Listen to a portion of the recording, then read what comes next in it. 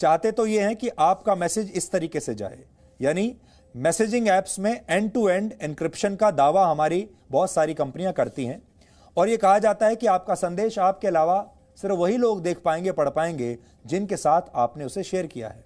लेकिन समय समय पर अपनी पॉलिसी को बदलकर ये टेक्नोलॉजी कंपनियां आपके हर संदेश तक पहुंच चुकी हैं। यानी आप चिट्ठी तो लिखते हैं इस इनलैंड लेटर पर, अंतर्देशीय पत्र पर, लेकिन आपकी चिट्ठी बदल जाती है इस पोस्ट कार्ड के अंदर। अब हम आपको आपकी सोशल मीडिया असुरक्षा का अनुभव कराने वाली एक केस स्टडी दिखाएंगे जो आपको दुनिया की जानकारी देने वाले गूगल सर्च में भी मिलेगी नहीं। गूगल दुनिया की सबसे बड़ी टेक्नोलॉजी कंपनियों में से एक है।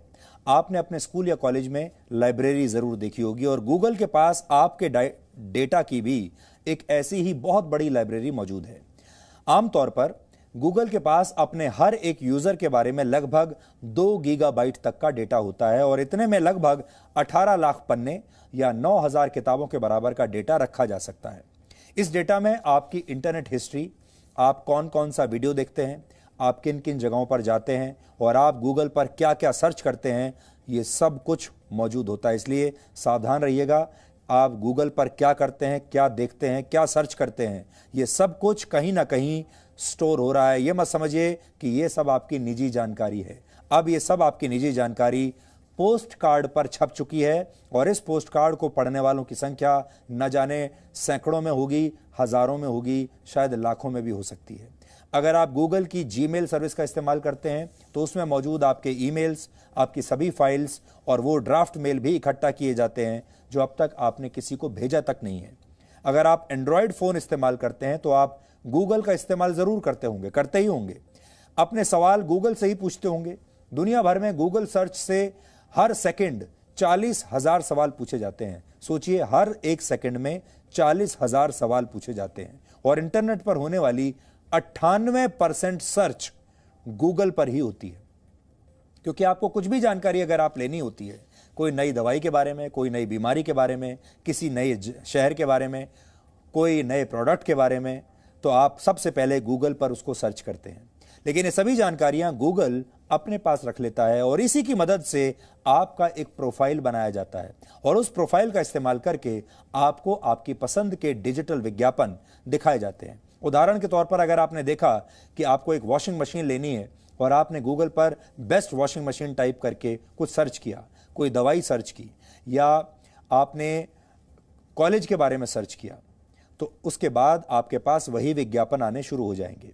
इन डिजिटल विज्ञापनों की मदद से ही गूगल दुनिया की सबसे बड़ी और सबसे ज्यादा पैसा कमाने वाली टेक्नोलॉजी कंपनियों में से एक बन गई है। वर्ष 2019 में गूगल की कुल आमदनी आप जानते हैं कितनी थी?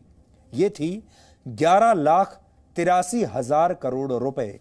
आप में से ज्यादातर लोग 11,83,000 करोड़ रुपए शायद कागज पर लिख भी नहीं पाएंगे और इसमें से 9,86,000 करोड़ रुपए से ज्यादा की कमाई डिजिटल विज्ञापनों की मदद से की गई।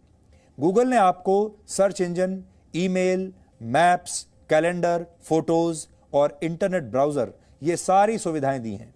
आपने एक और बात पर गौर किया होगा, वो ये कि इन सारी सुविधाओं के लिए, सर्विसेज के लिए गूगल आपसे कोई पैसा नहीं मांगता। सब कुछ फ्री है, आपसे कोई फीस नहीं लेता।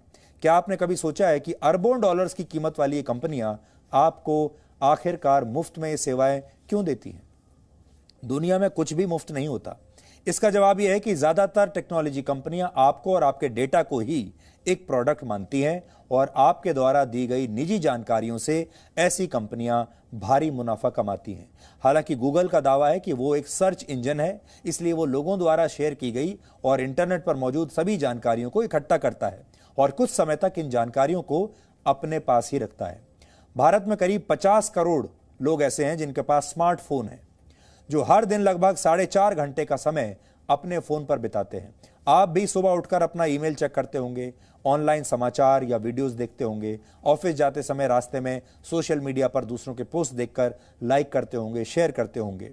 लेकिन ऐसा करके आप सुबह से लेकर रात तक लगातार असल में इन टेक्नोलॉजी कंपनियों के लिए काम करते हैं। ये इन्होंने आपको काम पर लगा दिया है। जब भी आप ये सब कर रहे होते हैं, आप ये समझ लीजिए कि आप असल में उनके लिए उनके कर्मचारी बनकर काम कर रहे हैं, उनके कस्टमर बनकर काम कर रहे हैं, और इन कंपनियों की डिजिटल तिजोरी में आप अपना डेटा मुफ्त में लगातार भेजते रहते हैं। हर दिन की भागदौड़ में शायद आपको याद भी नहीं होगा कि आप इन ऐप्स को पिछले कितने वर्षों से इस्तेमाल कर रहे हैं। व्हाट्सएप को 12 साल पहले लॉन्च किया गया था। फेसबुक मैसेंजर की शुरुआत 11 साल पहले हुई थी। स्नैपचैट को 10 साल पहले लॉन्च किया गया। टेलीग्राम को 8 साल पहले, सिग्नल को 7 साल पहले, और व्हाट्सएप विवाद के बाद इन दोनों ऐप्स को बहुत ज्यादा डाउनलोड किया गया है। यानी इतने इतने वर्षों से आप इन ऐप्स पर रहे होंगे। आज आपको एक बात और समझनी होगी, वो ये कि जो लोग कल व्हाट्सएप पर थे उसमें से कई आज सिग्नल या टेलीग्राम पर हैं और कल किसी और ऐप पर होंगे। यही डिजिटल जीवन का चक्र है। आप गूगल या व्हाट्सएप की जगह किसी दूसरे ऐप का इस्तेमाल कर लेंगे, और भविष्य में जब वो ऐप भी सुरक्षा के मामले में कमजोर साबित होगा तो आप किसी तीसरे ऐप को इस्तेमाल कर लेंगे। लेकिन यह सिलसिला कभी भी अब रुकने वाला नहीं है।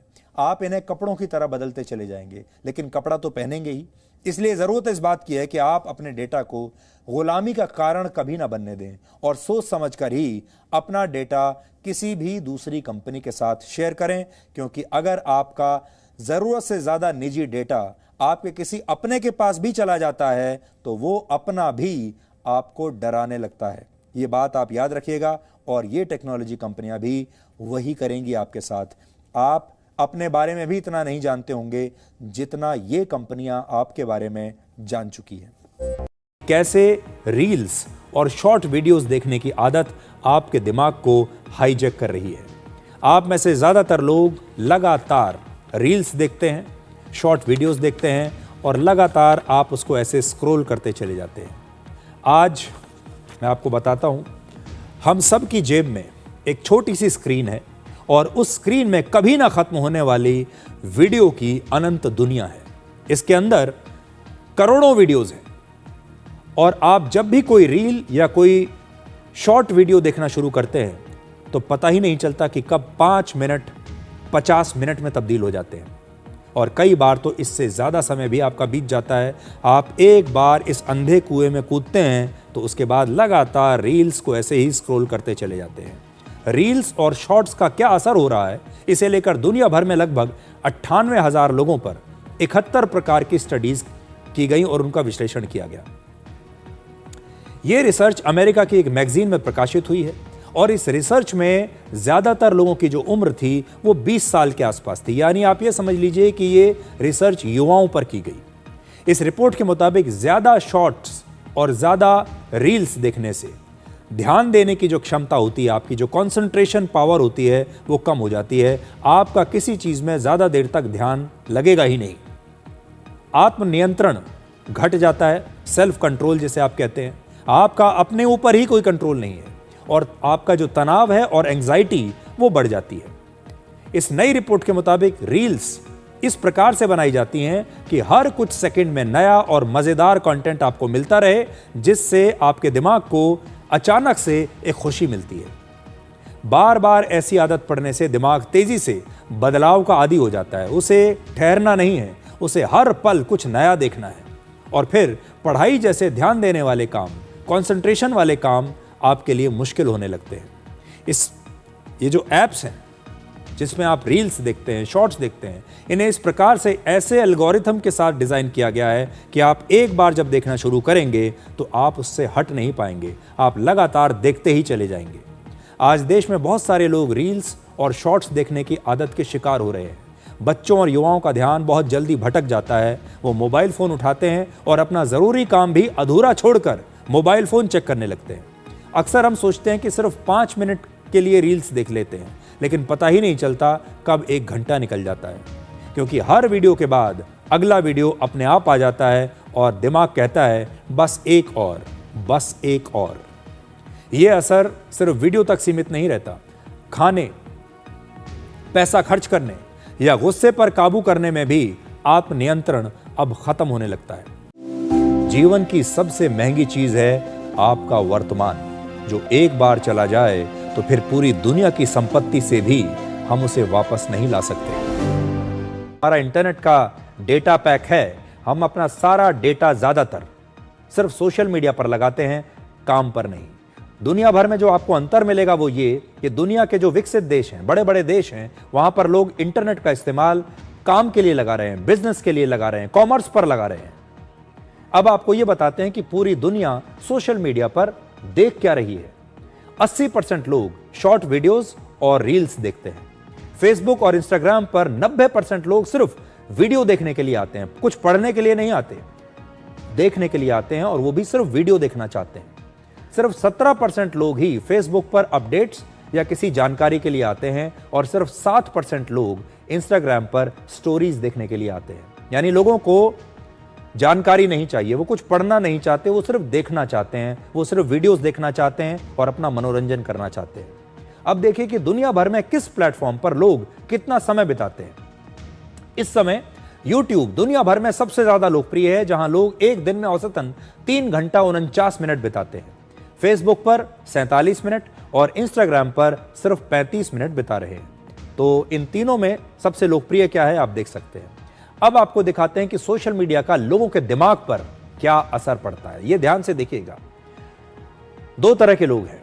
60% लोगों का मानना है कि सोशल मीडिया उनके दिमाग पर नेगेटिव असर डालता है, नकारात्मक असर डालता है 60% लोगों पर। 40% लोग मानते हैं कि सोशल मीडिया से उनके दिमाग पर पॉजिटिव प्रभाव पड़ता है। अब देखिए कि दुनिया भर के टीनेजर्स की मेंटल हेल्थ पर सोशल मीडिया का क्या असर है। 30% टीनेजर्स को सोशल मीडिया की लत लग चुकी है, यानी उन्हें सोशल मीडिया का एडिक्शन है। 20% टीनेजर्स सोशल मीडिया की वजह से अकेलापन महसूस करते हैं, और 17% टीनेजर्स की नींद सोशल मीडिया की वजह से प्रभावित हो रही है। तो यहां आप देख सकते हैं सोशल मीडिया का क्या असर है, और हम भी आज आपको यह सलाह जरूर देना चाहेंगे कि सोशल मीडिया की जहां तक जरूरत अगर आपको लगती है तो जरूर इसका इस्तेमाल कीजिए, लेकिन अपना समय, कीमती समय, काम का समय, जब आप कुछ और कंस्ट्रक्टिव करना चाहते हैं, वो समय सोशल मीडिया पर मत बिताइए। और सोशल मीडिया एक लत है, एक एडिक्शन है, इससे आपको बचकर रहना चाहिए। सोशल मीडिया के बाद अब हम रोबोट से आम लोगों की नौकरियों पर बढ़ते खतरे को आपके लिए डिकोड करेंगे। दुनिया की सबसे बड़ी ई-कॉमर्स कंपनियों में से एक अमेज़न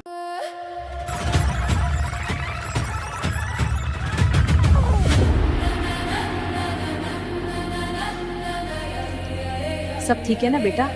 ये पुराना कागज तेरे बेड पर पड़ा था कल रात, शायद तेरे काम का हो। उस अनंत खजाने का सीना चीरने के लिए रुद्र ने आखिरी तैयारी की और मौत से सौदा करके निकल पड़ा।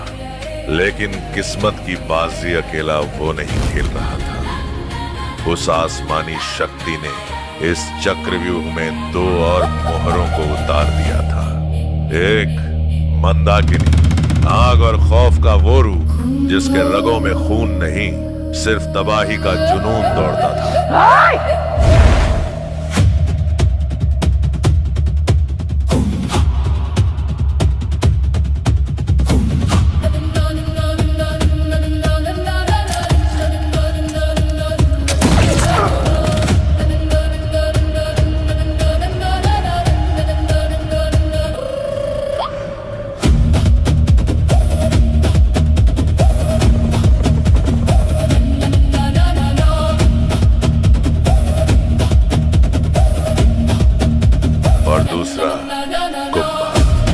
एक ऐसा शातिर दिमाग जिसे सिर्फ खजाना नहीं, अपनी चालों से पूरी दुनिया को कदमों में झुकाना था।